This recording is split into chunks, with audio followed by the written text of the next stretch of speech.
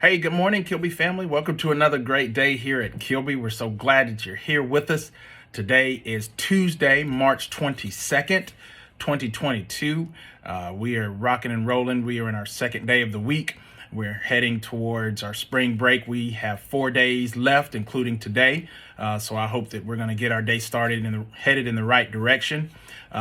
We are still engaged in our James and the Giant Peach one book read.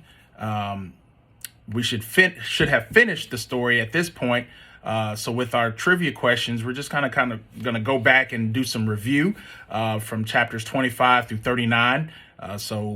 This will give you an opportunity these next few days to maybe just go back and rehash or reread some parts of your book to answer the trivia questions, just in case you might have forgotten a few details.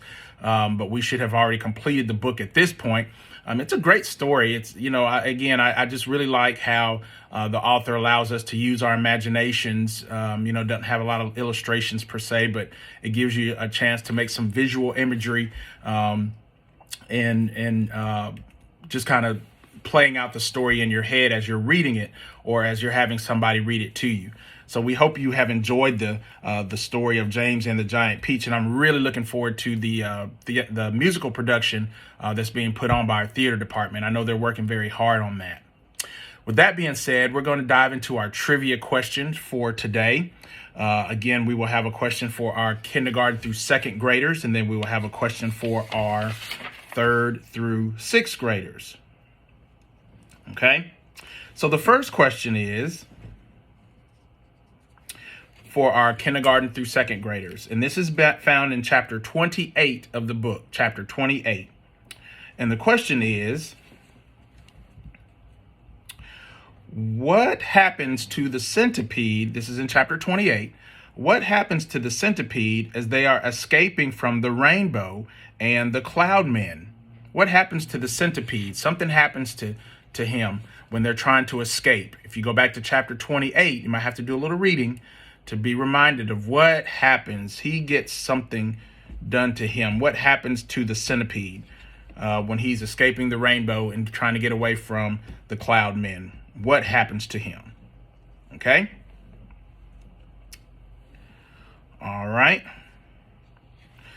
The question for my third through sixth graders. Your question is this. This is found in chapter 32. When they finally see land, when they finally see a city, if you remember, they're like 3,000 feet in the air. They're really high. From that height, the cars look like what? If you remember in the reading, what do the cars look like at 3,000 feet, according to the author in the book? So that's your question. Third through sixth grade, tell me that. Write that down. Submit your answers to Miss Beerhouse. Again, we're going to have some amazing prizes for our drawing this Friday. Don't forget, also Friday is a character dress-up day. So we're going to give you an opportunity to think about some of the characters in the book, give you opportunity to dress up or to try to depict the different characters in James and the Giant Peach. So make sure that you're participating in that if you choose to do that. Okay. I want to talk to you a few minutes. We're going to make we're going to have a relatively short message this morning, but a couple of things I want to address. Number one, and it's really nobody's fault, but we are going to we're going to go ahead and complete some diagnostics for iReady this week, leading into spring break. We think that it's important to go ahead and get this done. This will give us an idea of where we are as we get ready for our big test, which is the ACAP, coming up in April. So those diagnostics, if you've gone in to do your modules and your diagnostic pops up, that's why. All right. So I've already talked to your teachers. And so there are going to be some days between now and Friday that you will have some time set aside to actually complete your diagnostics for iReady. So please make sure that you're doing your very, very best on that. We want to see growth, improvement. Think about your score from the winter when we took it right before Christmas, and your goal is to beat that score. Try to score higher than that number. All right. And I know that you can do that because we've been working, we've been learning. So we want you to do your very best on that test, on that diagnostic, okay? So you'll be doing those, taking those over the next couple of days. Take them serious. Don't rush through them. Take your time. Read the questions carefully. Make sure you understand what they're asking you to do, okay? It's very, very important that you do your best so we can get the best picture of where you are and where we need to support you in preparing for the ACAP, okay? So I just wanted to put that out there and let you know that.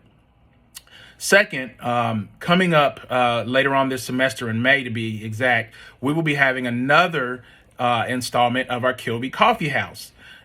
So many of you all participated in that last year, a year before last, and it's a great way for you all to showcase your writing abilities, your artistic abilities.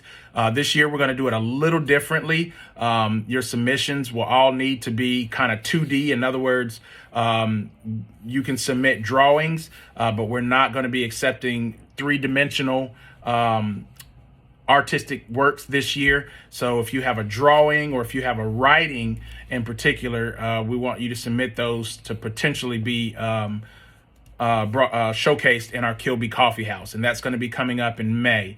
There are going to be some forms that Miss Campbell will have, our fourth grade teacher. So she will have the information, and actually she's going to get those forms to the teachers, and so your teachers will be able to give you that information regarding the Kilby Coffee House. All right, but we encourage anyone that has some writing ability, that has some artistic ability, because what we'll do is we'll take that artwork and we'll compile it into one book, and we'll have a Kilby Coffee House booklet that kind of showcases all of the writings and the drawings, okay? So be thinking about whether or not you want to participate in that. Please understand we might not accept every submission. We are going to be looking for the best of the best. So please make sure that you do your best work, your cleanest work, and your neatest work, so that it could possibly be showcased in our Kilby Coffee House, okay? But we want everyone to participate, as many of you all as possible that wants to do that, okay? Last thing, I want to address, this week is always a tough week every year leading up to spring break. It's a time where everybody's kind of tired, everybody's kind of on edge a little bit, a little nervy. And it's really, really important, if nothing else, for folks to make sure that you're continuing to make good decisions. Continue to make good decisions, how you talk to one another, how you treat one another. Harmful words don't help anybody. And more importantly, they're not how we do things here at Kilby. I want to address and make sure you understand, like, this week, we really need you to stay focused. We really need you to buckle down and be cooperative, be respectful. When your teacher asks you to do something, this is not the week to not listen. This is not the week to be disobedient. We really need you to focus and do the things you're supposed to do and do things the Kilby way. Okay, you guys have done so good this year, and we don't want to get to a point to where we start slacking off or stop being who we are. Okay, we want to keep that momentum moving forward, that positivity moving forward. You guys are awesome. You really are. I'm so proud to be your principal, so proud to be your director. But I really want to remind you, let's finish this week strong. Let's finish this week on a good, positive note by making good decisions and having good behavior. And that all starts with you and your decision to do that. So I'm encouraging you to do that. Your teachers have been working so hard, and they're tired. They're tired too. They're ready for a break. We're all ready for a break. But we need to finish this week strong and finish this week together. Okay, so be cooperative, be understanding, be a good listener. We need that from you so we can go into the spring break on a positive, good note. Okay, I know that you can do that, and I thank you in advance for doing that. All right, we're going to pause now for a brief moment of silence, and then we're going to have our pledge.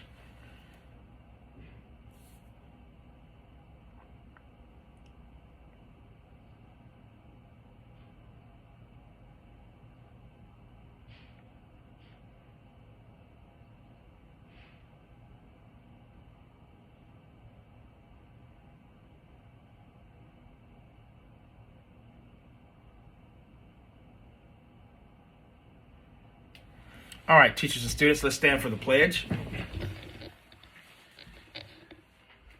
All right, thank you for standing. Attend. Salute and pledge. I pledge allegiance to the flag of the United States of America and to the republic for which it stands, one nation, under God, indivisible, with liberty and justice for all. All right. Thank you, teachers and students. You may be seated. I hope you all have a fantastic day today. Again, continue to make good decisions. Super proud of you. Remember to do your very best on your diagnostics. Hopefully we'll get to see you sometime throughout the day in the building. Take care for now, guys, and roar Lions.